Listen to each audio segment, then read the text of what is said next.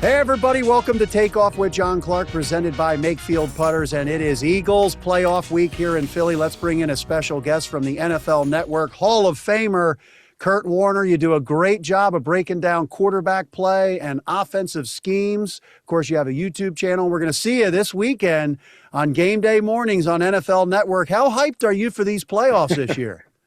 I tell you what, I am. Well, thanks for having me on. It's always good to talk to you. I'm really hyped because I don't know the last time I can remember going into the playoffs where there are so many unknowns and there are so many, situations where I'm just like, and I don't know who's going to represent who. I could, make a case for probably every team. You could make a case for all of the wild card teams. And when's the last time you could make a case for every wild card team that they could go on a run and be the team that represents their side in the Super Bowl? So I'm extremely excited because there are a lot of unknowns. I don't know what to expect. I think we got a lot of great first round matchups as well. This is going to be fun. And, which team is going to show up and hit their stride at the right time? I don't really know. A lot of young quarterbacks involved in this one. I mean, I'm extremely excited. I can't wait to get to Saturday and start breaking it all down and seeing how it plays out. Yeah, we look forward to seeing you on the NFL Network. And here in Philly, we're talking a lot about the matchup of Kyle Shanahan against Vic Fangio. And then, of course, you have a banged-up Niners defense against the Eagles offense. What matchup in this game do you think will decide it? I think you make great points because it's strength against strength. This 49er offense that's been as good as anybody through December. And this Philly defense that has been great all year long, can beat you at all levels. I can't wait to watch the matchup. What does Kyle Shanahan do? How does he try to attack this really good, Eagles team? He's going to come out and try to run the ball and try to slow down those big fellas up front. But you got strength against strength. And then you've got the other side where you go, well, as great as those two units are, maybe they X each other out. And maybe it comes down to weakness versus weakness. Which is so hard to say about Philly. I mean, I look at their squad and you're just like, really? Your Super Bowl MVP and Jalen Hurts and Saquon Barkley and AJ and Devontae and Dallas. And you're just like what? How are we talking about this as being the weak link on this team? But as well as I do, I have no idea what I'm going to get from Philly's offense. The really good Philly offense has been few and far between this year. And so it has been a struggle. And I know a lot of people can't fully put their finger on, okay, why? We got pretty much the same characters. We didn't just all get old overnight, did we? But maybe it comes down to that side. Is it Philly's offense that steps up, or is it something that, San Francisco's defense does, which, as you said, they've had so many injuries and they struggle to get any pressure on the quarterback. Yet, with all of that, they were one game away from being the number one seed. And so they've obviously done enough right and made enough plays to keep their team in the mix and in this situation. But so I look at both angles of that, where I can't wait to see, Kyle against Vic and that matchup. But I'm also fascinated to see, okay, can the Eagles find a little bit of that magic that, took them on the run last year against this San Francisco beat up defense and find a way to separate this thing maybe early in the game. So it doesn't become a slugfest between the two best sides of the ball. Yeah, and here in Philly, we're obviously saying, hey, we think that this Eagles defense, since it's been the best in the NFL over the last couple months, a lot of people are thinking, yes, this Eagles defense can lead this team back to the Super Bowl. But the thing that worries me about the Eagles offense, Kurt, is what you were talking about. I mean, we saw them come to life against the Raiders in Washington. Bad defenses, bad teams. But when you look at this sample size of the Eagles offense recently against playoff teams like Buffalo, the Chargers, the Bears, and the Packers, they're averaging like less than 15 points a game against all those teams. Yeah. So are we thinking that the 49ers defense may be the recipe for this Eagles offense to get going a little more and maybe a little rest that they had over this past week? I mean, it could be. I think you go and you look through the playoffs and you look and you go, okay, what units are out there that if you have a matchup, you think you can take advantage of, right? Because that's what teams do when they get to this time of year. It's like, who do we want to play? And why do we want to play them? I mean, if I'm the Eagles offense, this is the defense that I want to play, right? This is the matchup that I wanted to have, coming in because our offense has been struggling. And we know that the San Francisco defense has been beat up and much maligned all year long. And so I don't know if it's the right recipe because I don't know what the recipe is for Philly. It's the one thing that I've said all year is like, what is their identity? What is the thing that they're going to do every time out that we can count on? Last year it was running the football. We all know that. But this year they haven't run the football. They've been great throwing it at times, but not all the time. Like, I don't really know. I don't know what it is that they can hang their hat on. And so as much as if I was Philly, that's what I'd be preaching. Like, hey, here we go. We got the matchup that we wanted. Our defense is going to do their job now. We just have to go and be the offense we could be against this, beat up defense. But I just don't know how anybody in the locker room or outside has confidence that they can just flip a switch and get there. Yeah, and obviously that is what Philly is hoping. And watching these offensive linemen all year, Kurt, the one thing I do notice is they're pretty hobbled after games. Like Landon Dickerson, I've seen him hobbling around in the locker room, so maybe the week off will help. Do you think that because you've studied their concepts, you've studied what they're doing on offense, and they've tried so many different things this year. Yeah. They've evolved a lot, more under center. They even went empty sets a lot. Do you think they have improved a little bit with the concepts that they're running on offense? I feel like their concepts, and it's a funny thing because I know, people talk a lot about it and talk about how simplistic their concepts can be. And there's truth to that, no question. But I'm also a firm believer that you don't have to be complex. If you have really good concepts and you're good at them and you've got the players to run them, there's no need to be overly complicated. These are the same concepts they've been running for years. It's not like I pop on the tape this year and go, oh my gosh, what is this? What version? Like, this is the same stuff that they ran when they won the Super Bowl. And so I just think we go, we ride the tides, when we're fans or media people, and it's like, oh, they're not playing as well this year. Oh, the offense is terrible. It's too simple. Well, why weren't we saying that a year ago when they were running through everybody and winning every game? And so, their concepts are simple, but they're usually really good at them. And, in the past, what's been so good is they've run the football, so they've created the right matchups on the outside. And so these simple concepts were all they needed because, it simplifies things for Jalen. It helps Jalen to know exactly where he wants to go with the football because as well as I do, when Jalen knows where he wants to go with the football, he can make every throw and he can, do whatever he needs to do with the football in his hands. When you force him to have to work through things, he's not as comfortable. And, he wants to move or he wants to create, or sometimes he misses opportunities that are out there. And so I think the nature of this offense is set up because of, what they've been able to do, the playmakers and how they think this offense is structured, and then what Jalen does well. And so I don't get, I don't get hung up on it as much as other people do in terms of the concepts that they run. I think they get a lot of the matchups that they want, and they've got the playmakers to make the plays in those matchups. But it's all about execution. And but the biggest thing I think, and where the simplification gets accentuated a little bit is when you can't run the football. And you've got to try to win games with this offense that doesn't always create easy opportunity, right? It doesn't have the complexity where, some of these complex offenses at times might just create an easy, big opportunity for you.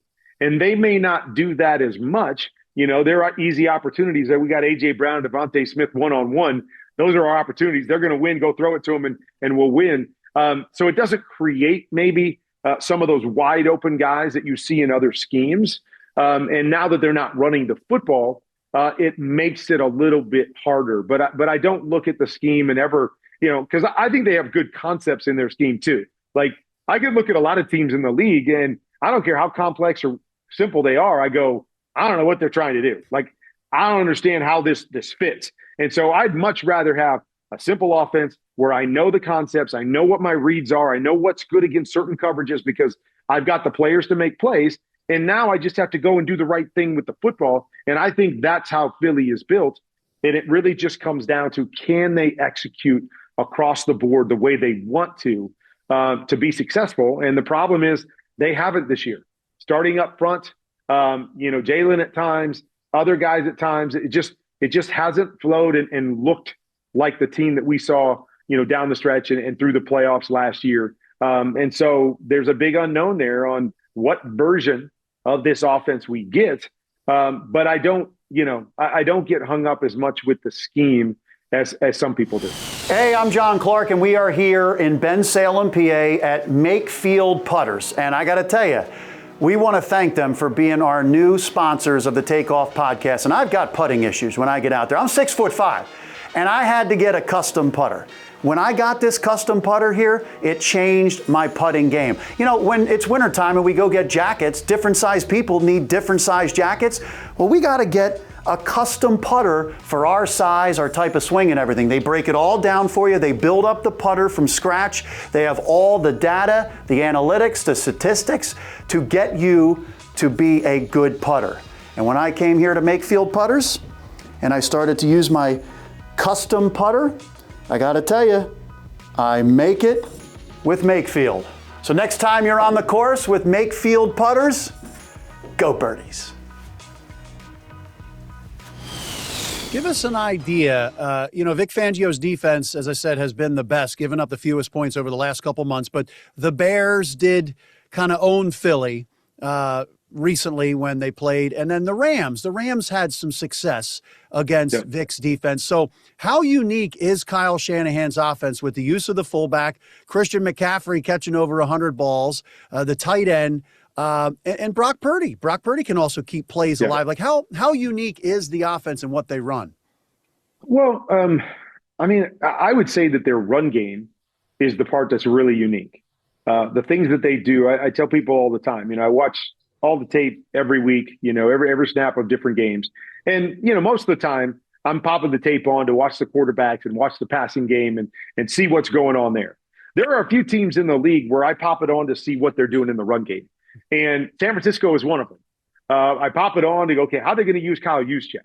And what's the motion he's going to use this week? And what are they going to do off of that? And, and how are they going to create extra blockers in the run game at the point of attack? Like, he does that so well that, that's the thing. I think part of, this game, what we saw from Chicago is that's what they did.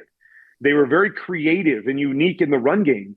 And with Vic's defense is very, very simple, I would say. We talk about the offense being simple. Their defense is pretty simple. That they want to be a shell team. They want to play cover 4, cover 6. And that's how they want to play football and let the 4 guys up front kind of get after you. And so can you win the offensive line? Can you win the defensive line is going to be huge in this matchup because everything in their pass game comes off of that. If you force them to be a drop back team, meaning the 49ers, I don't think they're great either. Even though I really like Brock Purdy, I think he makes that offense a lot better. They don't have these incredible weapons on the outside. They don't have what I would call a sophisticated, pass game either. Their concepts, they want to attack inside. They want to attack, in between the numbers and around the hashes and attack you down the middle of the field. But they don't have these complex concepts, and complements off of it. And so that's going to be huge. Can Philly force them into a drop back game, kind of like Seattle did? Can they force them into that? If they have success running the football, that's what makes Kyle's offense so good, is that he's so good with creating opportunities and moving linebackers so you can get those throws down the middle of the field that they love to attack with. And that's where Brock really excels, is those up and over, those layered throws down the middle of the field. But so much of that, or at least the easiest part of that, comes off of play action. If you have to do that strictly in the drop back game, it becomes much more of a challenge. And when you watch the 49ers, it's, okay, I'll look at the play down the field. If it's not there, where's 23? Where's Christian McCaffrey? I am going to dump it to him and let him be the workhorse. So those are going to be kind of the ins and outs, the cat and mouse of this game between the 49er offense and this Philly defense.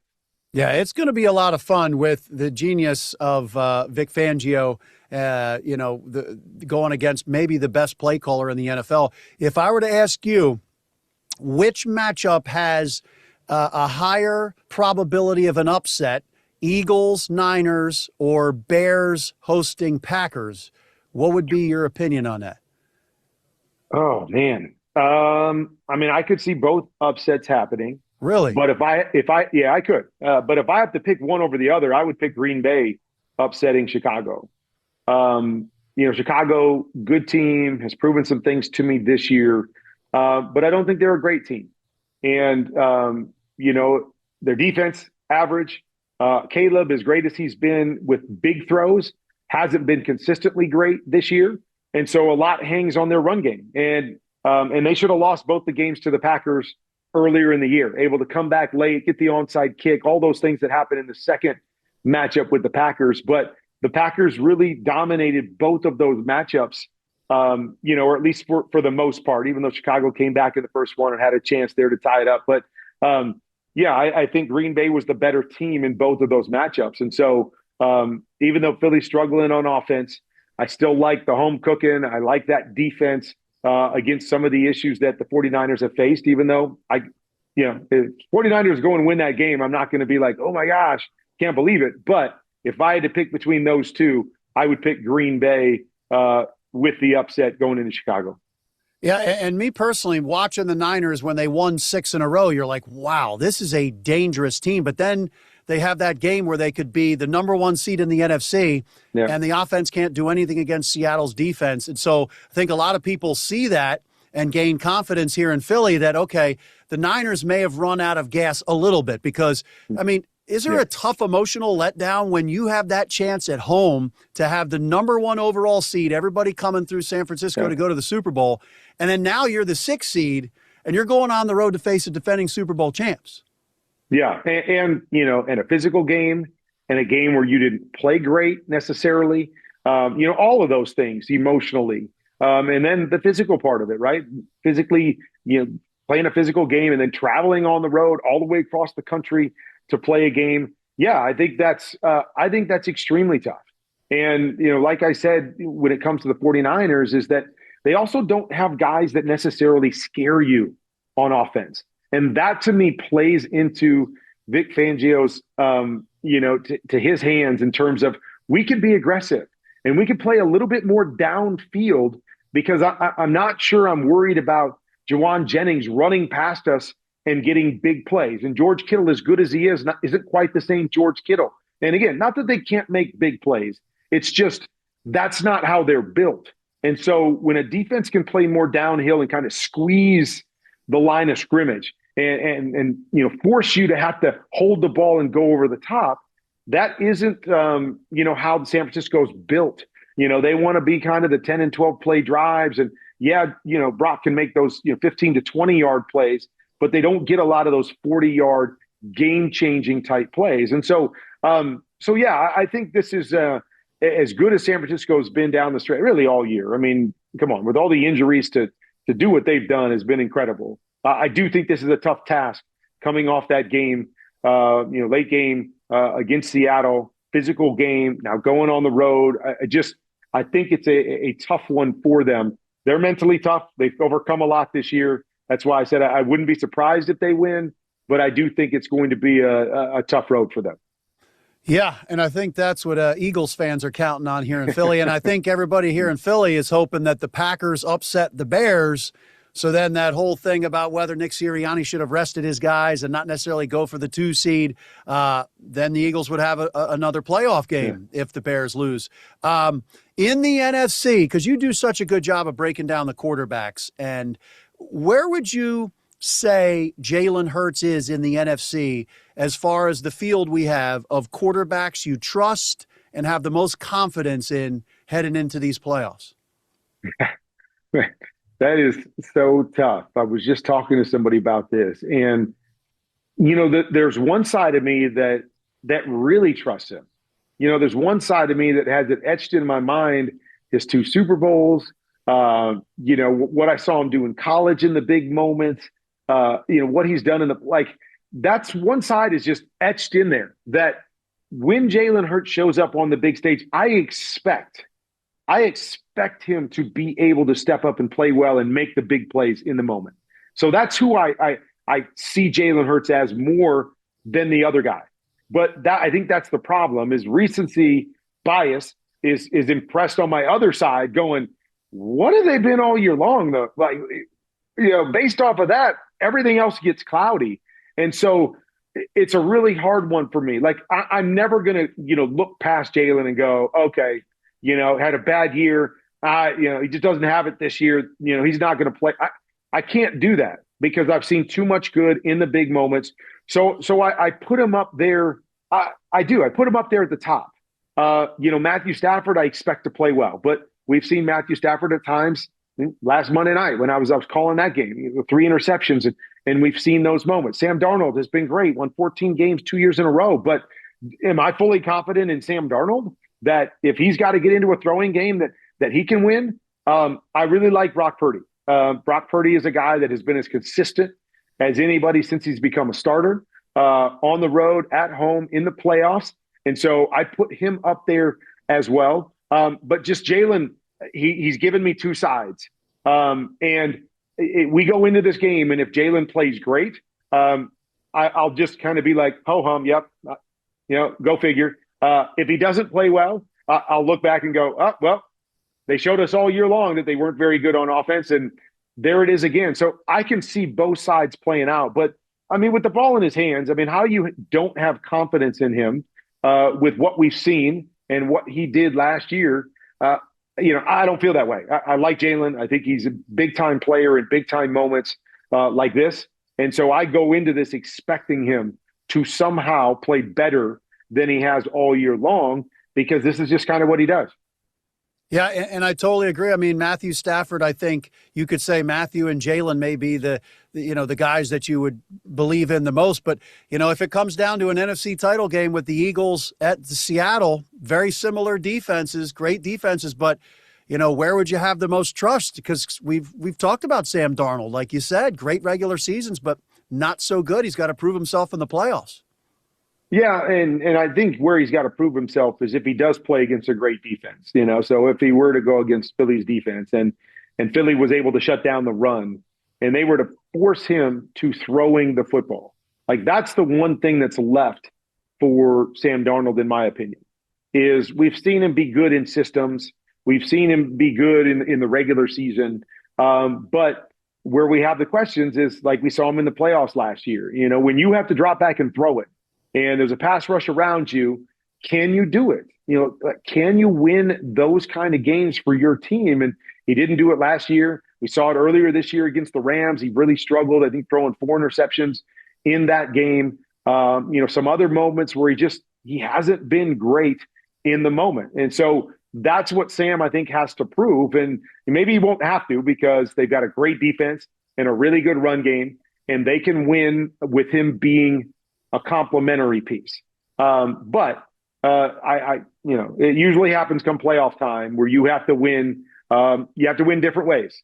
And I just have a feeling there's going to come a game, maybe it's the Rams when they play them like that, the game that he pulled it out against the Rams when they were down 16 in the fourth quarter. And that, they got some things to go in their favor with the punt return and some of those things. But he did make some plays in that game. But I do believe there's going to be a game in these playoffs where he's going to have to do that.